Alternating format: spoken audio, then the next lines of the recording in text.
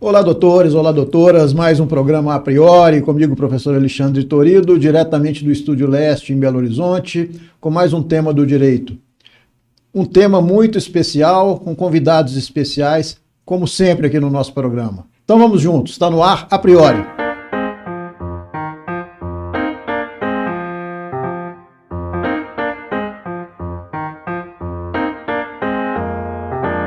Muito bem, doutores, muito bem, doutoras, mais um programa A Priori e, inicialmente, os nossos agradecimentos a cada um de vocês que tem acompanhado os nossos programas, tem acompanhado o nosso canal, está inscrito no nosso canal. Eu sempre lembro de acionar o sininho para você receber os programas. Toda quarta-feira, às 19 horas, mais um programa A Priori, né?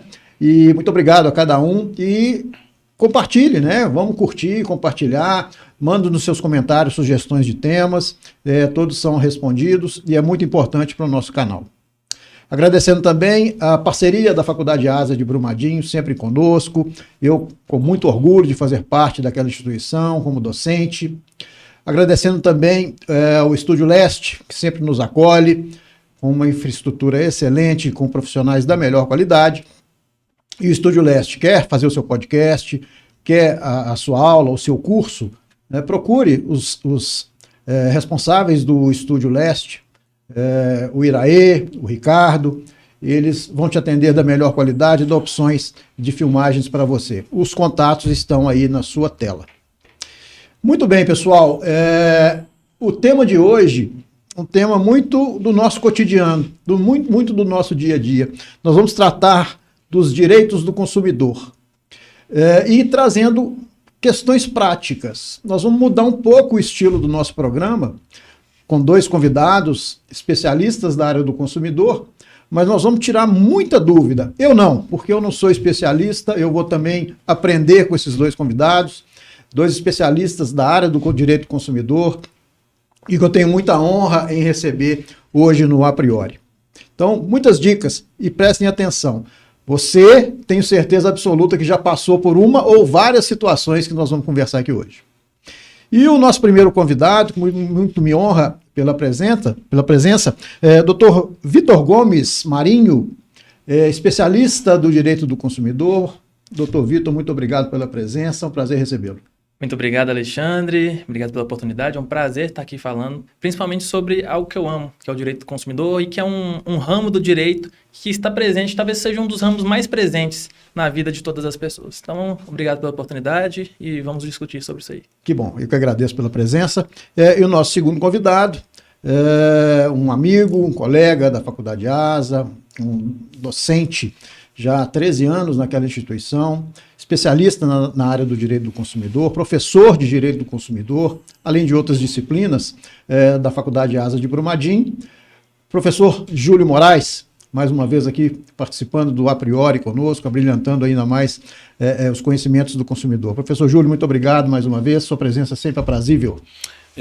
Eu que agradeço, professor Torido. Nós somos companheiros aí de Faculdade ASA há 13 anos, né? Eu também tenho muito orgulho de trabalhar naquela instituição há tanto tempo, né? Foi o lugar que me proporcionou a minha carreira profissional, acadêmica e até na advocacia também. Nós temos, né, excelentes alunos que se formaram na faculdade, que hoje são advogados, estão fazendo concurso público, né, muitos com carreiras brilhantes aí em pouco tempo. E o Vitor, apesar de não ser aluno da Faculdade ASA, foi meu aluno de uma outra instituição que eu trabalho, né, e é um desses alunos que tem se destacado no mercado de trabalho aí, né, principalmente com esse novo mercado de trabalho nas redes sociais, né, com internet, Instagram, Facebook. Então ele se dedicou a esse tipo de nicho de mercado, e isso é muito bacana. Então eu resolvi fazer esse convite para ele, já que o assunto era direito do consumidor, para a gente fazer um debate aqui, um bate-papo bem interessante para todo mundo. Muito bom, eu agradeço muito pela sua presença, inclusive pela indicação do Dr. Vitor, que eu tenho certeza que vai nos responder muita coisa interessante, né? E é importante falar, professor, com relação aos alunos. Alguns programas atrás veio uma aluna, participou do A Priori, falando sobre o tema do aborto, também uma ex-aluna nossa, né, que está tendo muito sucesso na área criminal, e a gente conversava aqui nos bastidores exatamente sobre isso, né, o sucesso que a gente tem visto aí de alguns alunos depois da formatura, aprovados na OAB antes de se formarem, e é muito gratificante para nós, né? E agradeço pela presença de vocês. E, muito bem, conhecendo os direitos do consumidor, né? Vamos falar um pouco sobre os casos práticos. A gente sabe que o Código de Defesa do Consumidor, que foi editado lá em 1990, trouxe proteção efetiva, né, ao consumidor. Só que muita gente não sabe como usar, né? Ou às vezes desconhece determinados direitos, né? Quer dizer, ou desconhece ou não sabe utilizá-los, né? E a gente está aqui exatamente para bater um bate-bola aqui sobre algumas questões. Eu trouxe até uma relação aqui de situações bem específicas, e como eu disse no começo do programa, eu tenho certeza que quem está nos vendo já pode ter passado por isso, né? Ou já ouviu alguém ter determinados problemas com essas situações, né? Professor Vitor, compra fracionada. Esse é um tema muito interessante, né? O que o senhor tem a me dizer sobre compra fracionada e aquela em que existem, às vezes, uma embalagem com vários produtos, mas você só quer levar um, né? Sim. Como é que é isso? Vamos lá. O pessoal faz uma grande confusão com a venda fracionada por achar que quando um produto é vendido assim, em fardos, que vem mais de um, que acredita ser uma venda casada, que nem sempre é verdade. A compra fracionada, ela é permitida, desde que o produto individualizado ele contenha todas as informações necessárias para o consumidor, para que o consumidor tenha acesso a essa informação, seja de quantidade, característica, qualidade, vencimento. Então, quando um objeto que está à venda ali no mercado de consumo é fracionado e fica sem essas informações, o consumidor fica sem ter acesso àquelas informações que estão ali nos princípios dos direitos ao consumidor. Então, aí ela não é permitida. Certo. Mas, havendo essas informações de forma individualizada, aí sim pode ocorrer essa venda fracionada. A gente vê muito iogurte, né? Iogurte, por exemplo. Você tem lá aqueles, são 6, né? Que são presos um ao outro, né? Aí eu quero levar só um. Às vezes o supermercado não permite, né? E como é que fica essa situação, professor? Essa discussão é uma discussão bastante interessante, o Vitor falou muito bem. O problema que a gente tem no aspecto da compra fracionada é que durante muito tempo os consumidores foram informados de forma indevida. O artigo 39, inciso 1º do Código de Defesa do Consumidor determina que o fornecedor pode limitar quantitativamente com justa causa. E o que seria, por exemplo, uma justa causa na compra fracionada? A embalagem do produto.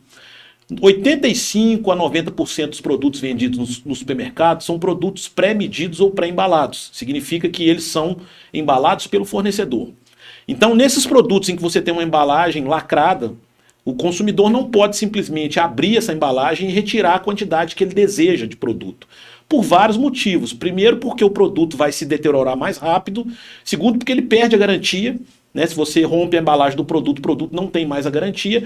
E terceiro, porque o fornecedor não tem o que fazer com o produto rompido, com a embalagem rompida. Ele não tem como vender aquilo para outros consumidores. Então, alguns vídeos que são divulgados na internet, né, da pessoa chegar lá e abrindo o pacote de papel higiênico. Só quero levar um. Só quero levar. Isso não é permitido. Essa interpretação está completamente equivocada. O que você pode fazer, é igual o Vitor já falou anteriormente aí, naqueles produtos em que a embalagem seja individualizada, você pode comprar aquele produto separadamente. Então, vamos pegar um exemplo aqui. No supermercado, você tem lá o fardo de Coca-Cola, um fardo de cerveja. Cada embalagem de cerveja é um produto individualizado. Então, eu posso romper esse fardo e comprar a quantidade de cerveja que eu quiser. Eu não sou obrigado a comprar o fardo inteiro. Agora, nesses produtos em que a embalagem é única, e que você vai abrir a embalagem, o produto não tem nenhuma proteção, aí o consumidor não tem essa possibilidade. Então é importante a gente verificar exatamente qual que é o produto, né, como é que ele vem embalado, né, para se identificar a possibilidade de unificar ou não uma determinada compra. Exatamente, fracionar ou não uma determinada compra. E essa é uma questão de mercado, né, porque antigamente os fornecedores faziam embalagens de produtos de acordo com as demandas dos consumidores. E hoje, como a gente tem muitas pessoas morando sozinhas, morando, né, em casa, então a tendência é que o fornecedor crie embalagens menores também. Mas não há essa possibilidade do consumidor romper essas embalagens para adquirir os produtos e serviços que ele desejar. Ele tem que comprar de acordo com aquilo que está disponibilizado, né, no supermercado ali. Então vamos prestar atenção nessa situação, vai fazer a compra no supermercado, verifica que tipo de produto é, né, antes de pleitear um determinado direito que às vezes você não tem. Né? Existem duas portarias do Inmetro, a 156 e a 248, que trata desses produtos pré-medidos ou pré-embalados. Então, a embalagem tem todas as informações importantes do produto, né? Tem as características do produto, composição, a origem do produto, o químico responsável, e uma série de informações de uso do produto. Se você rompe a embalagem do produto, você perde essa garantia. Então vamos ficar atento a isso. Um outro ponto interessante que eu trago à discussão aqui sobre venda casada. E principalmente em bancos, instituições financeiras, né? Que às vezes você vai pegar um empréstimo no banco, aí o banco te oferece um seguro, ou te oferece um seguro de vida, ou um seguro do veículo, ou seguro da sua residência. Existe sim essa obrigatoriedade ou essa adesão a esse produto, né? Já que não foi esse que você foi adquirir, solicitar ao banco, mas um empréstimo simples. Professor Vitor. Então, essa é uma prática bem recorrente nos bancos, né? Inclusive, o que acontece na prática é o gerente na sua frente e ele diz, olha, só vou conseguir liberar esse empréstimo se você fizer esse seguro. Inclusive, tem uma prática que é bem conhecida, que eles pegam o papel mesmo, fingem que vão colocar na gaveta, como diz, vou deixar engavetado aqui, jogado de lado, não vou conseguir aprovar. Praticamente força as pessoas a contratarem um produto que elas não desejam, ou que não é necessário. Então, isso sim é considerado uma venda casada, né? Você está condicionando o fornecimento de um produto, um serviço, à aquisição de outro. Existe uma questão... É uma coação, praticamente, né? Exatamente, é uma coação. Ou você contrata, ou eu não libero o crédito para você. E a pessoa precisando do crédito, ela acaba cedendo. Existem algumas questões na área bancária. Eu venho da área bancária, então já trabalhei em instituição financeira. E algumas modalidades contratuais, elas exigem que tenha um seguro por ter subsídio governamental. Mesmo assim, deve ser oportunizado ao consumidor que ele escolha em qual instituição ele deseja contratar. E aí, o que essas instituições fazem? Elas falam assim, não, você tem que contratar e você está aqui com a gente. Não, deve ser oportunizado. De repente, ela consegue fazer esse seguro em um outro local que fica mais barato, ou que seja do interesse dela. Então, isso deve ser observado também, essas peculiaridades nas diversas modalidades de contratos bancários, né, que são diversos. Banco é um problema sério, né, professor Gil? Com certeza. A prática da venda casada, né, que é você condicionar a compra de um produto a outro produto, é uma prática muito comum nos bancos. A gente tem que pensar isso porque as instituições financeiras, de um modo em geral, trabalham com metas, né, os funcionários das instituições. Então, muitas vezes ele tem que vender um seguro de vida, ele tem que vender um seguro de residência, e ele precisa cumprir essas metas. Então, essas pessoas são orientadas, muitas vezes, a condicionar, né, a abertura de uma conta, a abertura, né, de um crédito a um outro tipo de serviço ou produto. Mas a venda casada acontece praticamente em todos os ramos, né? A gente tem venda casada, por exemplo, no setor hoteleiro, quando você vai comprar uma diária de um hotel e eles obrigam você a comprar o final de semana inteiro ou o feriado todo, isso é venda casada. A gente tem venda casada nos cinemas, né, quando o cinema te obriga a comprar o alimento que é vendido no próprio estabelecimento. Sim. É uma prática também bastante comum. A gente tem venda casada nessas lojas, dessas grandes lojas de varejo, né, em que você tem lá muitas vezes o financiamento de um produto eletrodoméstico e eles colocam garantia estendida, o seguro contra furto, roubo e várias outras situações que são bastante comuns aí no mercado de consumo. O importante é que você pode negar, né? Você vai adquirir um produto numa loja, né, e eles te oferecem um seguro estendido, você pode negar isso, né? Não é que ele está oferecendo que você é obrigado a adquirir. Você pode negar, ou então, se o condicionamento for extremamente agressivo, você pode acionar o judiciário posteriormente, né? Você vai falar, eu fechei o contrato porque eu fui induzido a isso, senão eles não me vendiam o produto, mas eu nunca concordei com isso. E aí você pode tentar receber aquele pagamento que você fez de uma coisa que você não solicitou. Mais uma atenção que a gente tem que ter, né? A gente não está refém também a tudo que é oferecido, né? Se você vai adquirir um serviço, um produto, né, e lhe é oferecido outro, lhe é oferecido, né? Evidentemente que existe aí uma coação velada, porque às vezes se você não adquire esses produtos secundários, você não leva aquilo que você vai efetivamente buscar, né? Vamos falar de outra coisa. Produtos com preço diferente em supermercado. O mesmo produto com preço diferente. Ou o produto está lá na gôndola com um preço e na hora que você vai passar no caixa está com um valor diferente. Como é que funciona nessa situação? Então, essa é uma outra grande confusão que é causada entre os consumidores, muito por informações que são passadas erradas, né, até em programas de televisão. O que acontece? Havendo divergência de preço entre o mesmo produto, vale o menor. Mas qual que é a confusão que o pessoal faz? Tem um produto sem preço ou com um preço ali, e o outro sem preço. As pessoas acreditam que podem levar pelo preço do lado. Isso não, é só entre mesmos produtos. Quando há divergência entre os mesmos produtos, aí sim vale o menor. Isso aí o consumidor ele pode sim exigir no estabelecimento que seja aplicado ali o menor valor. Mas sempre se atentando que essa divergência tem que ser entre o mesmo produto. Se for entre produtos diferentes, aí já não há essa aplicação mais. Ainda tem a questão da leitura você tem que olhar o preço pelo código de barra, né? Isso aí também tem gente que não usa, né? Já pega lá de uma vez, não quer nem saber o preço, mas tem gente que faz a conferência e às vezes dá essa divergência, inclusive no caixa, né, professor? Com certeza. Essa discussão sobre, inclusive, a oferta dos preços, ela aconteceu muito alguns anos atrás, porque a doutrina do direito do consumidor, de um modo geral, não concordava com o uso de código de barras.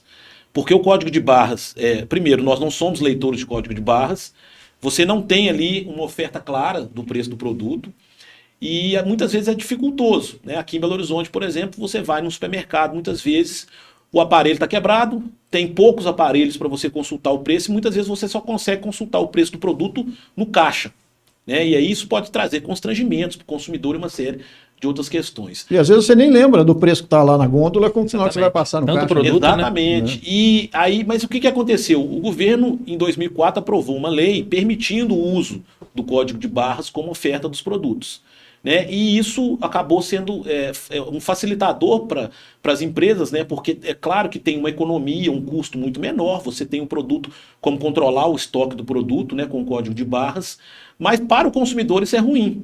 Porque o consumidor muitas vezes se coloca numa situação em que você tem lá os anúncios, né, na gôndola e os preços completamente diferentes. Todo mundo já passou por isso. Então o que a lei determina nesses casos? Caso você tenha divergência entre o preço da gôndola e o preço do produto no caixa, você tem direito de pagar aquele preço que é o menor daquele produto, né? E isso está vinculado ao princípio da vinculação da oferta, né? Aquilo que é anunciado tem que ser cumprido da forma que foi anunciado. Eu me lembro quando eu trabalhei algum tempo na minha advocacia com o ramo supermercadista, e eu lembro já há alguns anos, quando foi determinada aquela selagem do valor unitário, produto a produto. Né? Depois veio a questão do código de barra, e isso foi um problema terrível, né? Porque gerava um custo maior, o custo tinha que ser repassado, os produtos aumentavam. Né? E a questão do código de barra aumentou um pouco aí a questão da não onerosidade, né? Mas em compensação, eu sinto, enquanto consumidor, às vezes também um pouco limitado aí com relação a preços. Né? Eu confesso que eu não sou daqueles que faz muita conferência, né? Eu não sei se é um erro ou se é um hábito, mas é bom sempre se conferir. Né? Temos um tema muito interessante agora, porque a gente está passando um momento da economia muito difícil, né? Um momento em que existem muitos endividados, esse momento de pandemia, empregos, enfim, muita gente não está conseguindo pagar suas contas. E os nomes são negativados, né? Serasa, SPC, protestos, enfim. Nós temos uma pergunta de uma aluna da Faculdade ASA nesse sentido. Tá?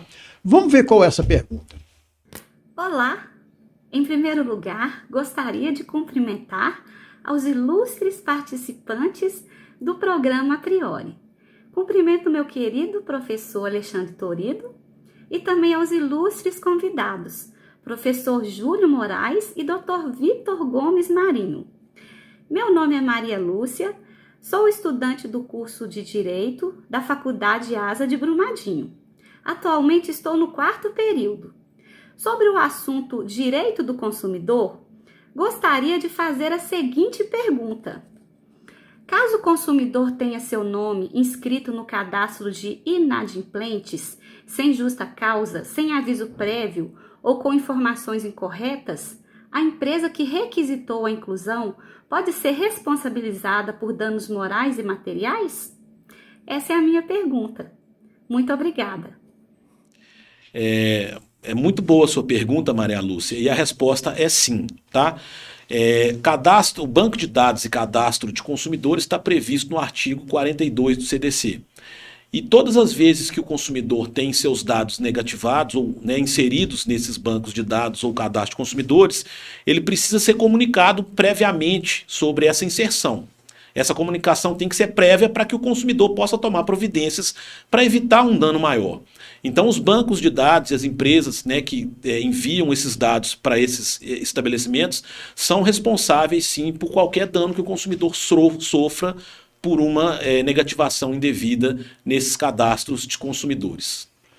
E a gente vê aí uma abusividade muito grande, né, o doutor Lucas, o doutor Vitor, porque às vezes a gente tem testemunhado aí pessoas reclamando de 10, 12, 15 ligações por dia de instituições cobrando determinados créditos, né? Isso também é um constrangimento. De fato, uma coisa é você ter uma dívida, reconhecer essa dívida, saber que está devendo e ser cobrado por ela. A empresa tem o direito, sim, de cobrar. Agora, eu não acredito que seja algo razoável que uma empresa efetue 100 ligações num prazo de 24 horas. A finalidade dessa ligação não é mais de cobrar, é de constranger. A realidade financeira de uma pessoa ela não vai mudar naquele prazo de 24 horas. Então, já deixou de ter a finalidade de cobrança. A gente vai ter uma pergunta mais à frente, exatamente, especificamente sobre essa situação, a gente vai falar bem sobre isso. Mandar um abraço para a nossa querida aluna Maria Lúcia, do 4º período do curso de Direito. E um outro ponto, eu acho importante também, que também é muito... a gente é muito consultado, professor Júlio, enquanto advogados, nessa esfera, queda de energia. Né? Ou seja, você tem o seu estabelecimento, um açougue, por exemplo. Né? Você tem uma queda de energia, você perde todo o seu produto. Né? E aí, que situação, aonde recorrer, que situação é essa? Como que fica essa situação do consumo de energia elétrica que é quebrada? Essa é uma questão também muito questionada a todos nós que somos da área do direito do consumidor. Existe uma resolução da ANEEL, a resolução 414, que determina que as empresas concessionárias de energia elétrica elas têm um prazo aí de 90 dias para poder solucionar o problema do consumidor. Aliás, o consumidor tem 90 dias para acionar essas empresas caso tenha acontecido um problema de queda de energia ou de alteração de voltagem da energia. Então, ele faz uma comunicação para essa concessionária, né? Existe lá em praticamente todas, no site delas você vai encontrar lá um lugar específico para se fazer essa comunicação, vai apresentar os seus dados e eles têm um prazo de 10 dias para poderem tomar alguma providência, verificar se vão em loco, né, saber, porque o que precisa ser questionado nessa situação é se houve realmente esse problema naquela região e se a queima do aparelho ou dos aparelhos decorre daquela queda de energia. Tá? Então, feito isso, a concessionária de energia elétrica vai tomar providências e vai ressarcir o consumidor daqueles prejuízos que ele sofreu. Caso o consumidor não concorde com o posicionamento da concessionária, é claro que ele tem o poder judiciário para poder tomar as providências e tentar receber, né, os prejuízos que ele que tenha ocorrido com ele nesse período. Essa responsabilidade civil da concessionária ela seria subjetiva, no caso?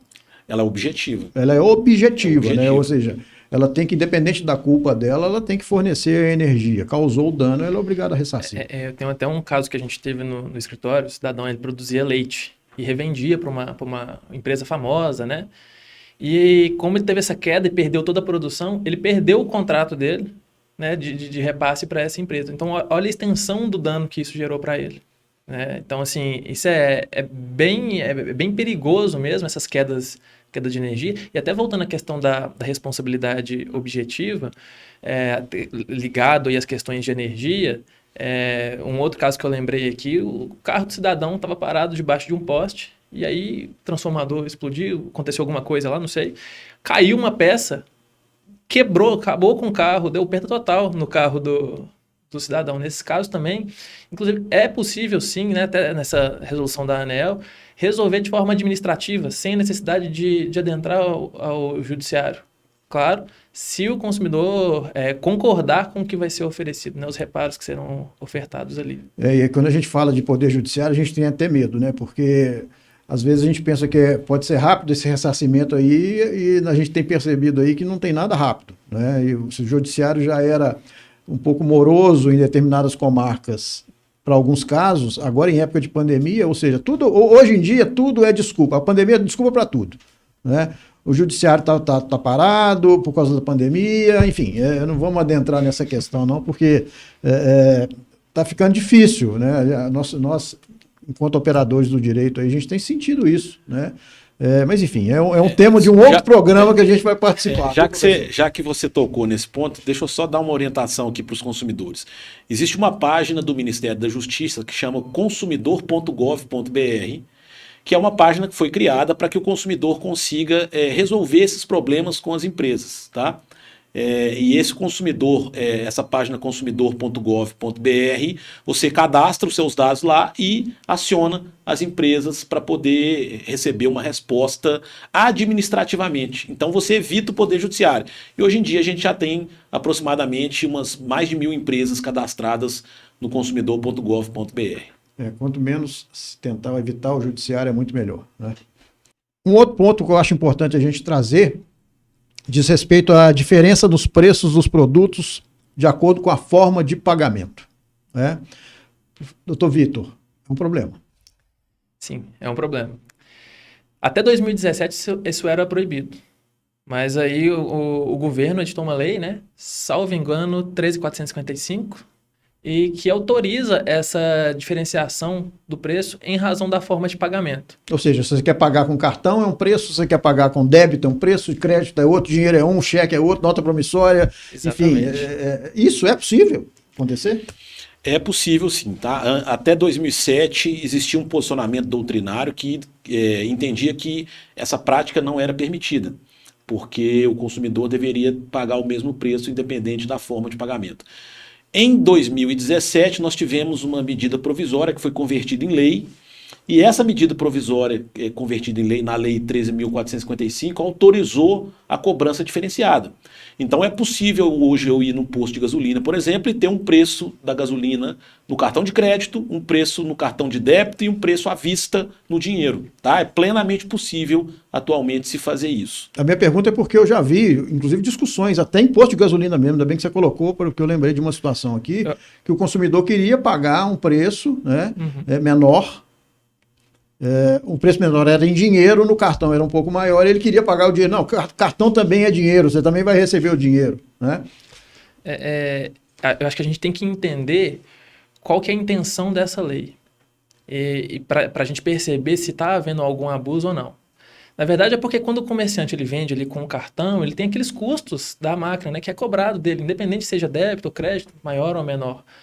Então, eu entendo que essa diferenciação desse preço deveria ser para cobrir esses custos. Agora, o que a gente vê muitos comércios fazendo? Colocando diferenças exorbitantes para pagamento em dinheiro e cartão. Aí eu já vejo um abuso desse direito, né? Eu acho que não fica razoável. Tem em valores módicos, colocam lá 50, 60 reais a mais, que não existe nenhuma máquina que tenha essa taxa aqui que esteja apenas cobrindo ela. Já está sendo um abuso desse direito, né, que foi permitido por essa lei aí. Então a gente pode até definir já, para quem está nos assistindo, que essa possibilidade de diferenciação ela é permitida desde que não seja abusiva. Desde que não seja abusiva. E o critério da abusividade, infelizmente, é extremamente subjetivo, né? Vai depender muito do tipo de produto que você está comprando e da diferença de um preço para o outro. Então não dá para a gente estabelecer a priori, né, o que seria essa abusividade. Mas, por exemplo, um produto que está no cartão de crédito com um preço 20% a mais, aparentemente é um produto que está com um preço abusivo. Né? Porque o cartão de crédito, as taxas dele não vão chegar a tanto valor. Não alcança esse percentual. Né? Exatamente, mas isso depende de uma análise individual de cada produto, de cada compra, para poder saber se há abusividade ou não. Ou seja, é muito subjetivo. A gente está falando aqui de várias situações, né? Cada uma de forma ampla, mas que a gente tem que individualizar no momento Exatamente. correto, Então, né? se o consumidor passar por essa situação, sugiro que ele procure os órgãos de defesa do consumidor e que o órgão de defesa do consumidor faça uma análise dessa cobrança diferenciada, do valor, para saber se esse valor é abusivo ou não. Mas é permitido cobrar um valor diferenciado de acordo com a forma de pagamento que você fizer. Está muito claro. Né? Professor Júlio, esse ano a Faculdade ASA faz 20 anos, né? A gente lá já estamos há 13 nessa instituição. É um bom lugar para se trabalhar. Com certeza. Eu tenho muito orgulho de trabalhar na Faculdade ASA. Sou talvez dos professores mais antigos da casa. Né, e tenho muitas lembranças excelentes, né, de vários alunos, de várias pessoas que eu conheci. É um ambiente de trabalho extremamente agradável para nós professores, para os alunos. Nesse momento de pandemia, a gente está sentindo muita falta, né, desse contato com os alunos. Né, e é uma instituição que se consolidou no mercado. Né, está aí há 20 anos no mercado e já lançou vários profissionais de sucesso. Aí. Nós temos vários alunos aí que estão trabalhando na advocacia, em concursos públicos. Falamos isso no começo do programa. Exatamente. Né? Então, eu tenho muito orgulho de fazer parte dessa instituição. Doutor Vitor, conhece a Faculdade ASA? Ainda não tive prazer de ir a Brumadinho conhecer a faculdade. Mas... Doutor Júlio, ele não conhece a Faculdade ASA. Nós vamos, pode deixar que nós vamos marcar. Ele não conhece. Então, sabe o que vai acontecer? Agora ele vai conhecer, porque a gente vai ver um vídeo institucional. Doutor Vitor vai conhecer a faculdade. E logo em seguida, doutor Vitor, também uma pergunta de um aluno da Faculdade ASA, ligada a essa questão da abusividade de cobrança que o senhor começou a falar e a gente conclui. Vamos ver o vídeo e a pergunta. A Faculdade ASA em Brumadinho está entre as melhores instituições de ensino do país, pela sua qualidade de ensino, infraestrutura e projeto pedagógico. Aqui você encontra ensino com qualidade assegurada pelo MEC. Cerca de 90% dos professores são mestres e doutores com ampla experiência no mercado de trabalho. Oferecemos cursos de graduação, técnicos, extensão e pós-graduação. Temos diversos laboratórios para as aulas práticas, os quais foram projetados e construídos para o melhor aprendizado dos nossos alunos. Através da parceria com a FAPEMIG, oferecemos bolsas de iniciação científica aos alunos da graduação. A Faculdade ASA possui metodologia ativa e coloca os estudantes como principal agente de aprendizagem. Possuímos também transporte gratuito para os alunos da graduação. Diga sim para o seu futuro, venha para a Faculdade ASA.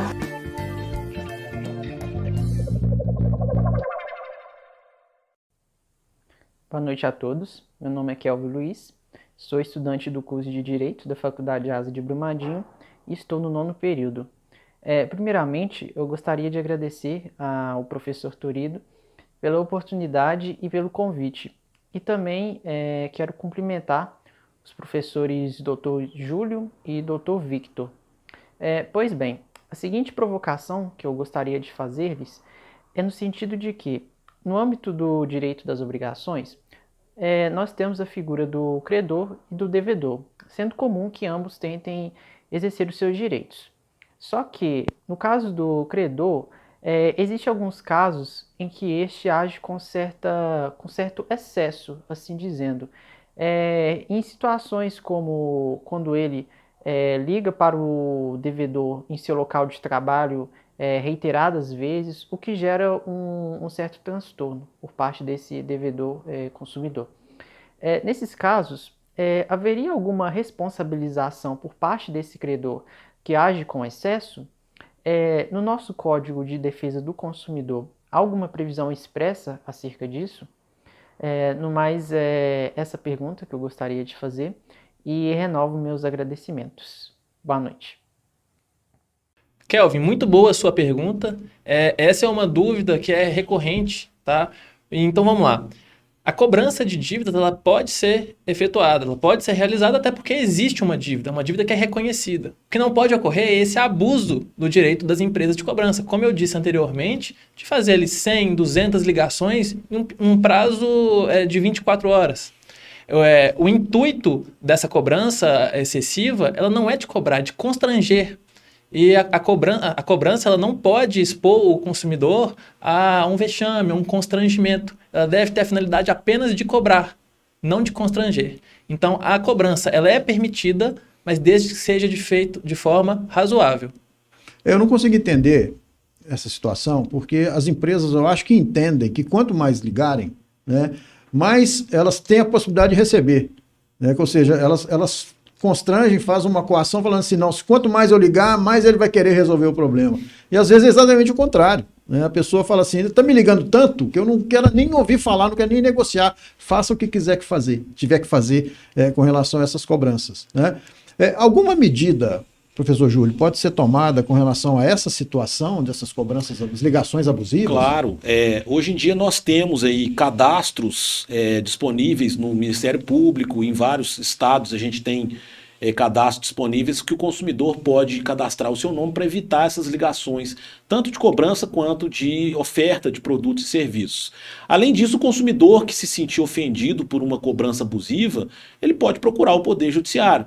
Né? Então, é muito comum, a gente tem vários problemas aqui no Brasil de cobranças abusivas, de empresa que coloca carro de som na porta do consumidor, falando que ele é o devedor do mês, coloca a foto do consumidor na entrada do estabelecimento para cobrar uma determinada dívida, liga 200, 400 vezes. Há poucos dias atrás teve uma decisão do STJ sobre um caso de dezenas, centenas de ligações para cobrar o consumidor.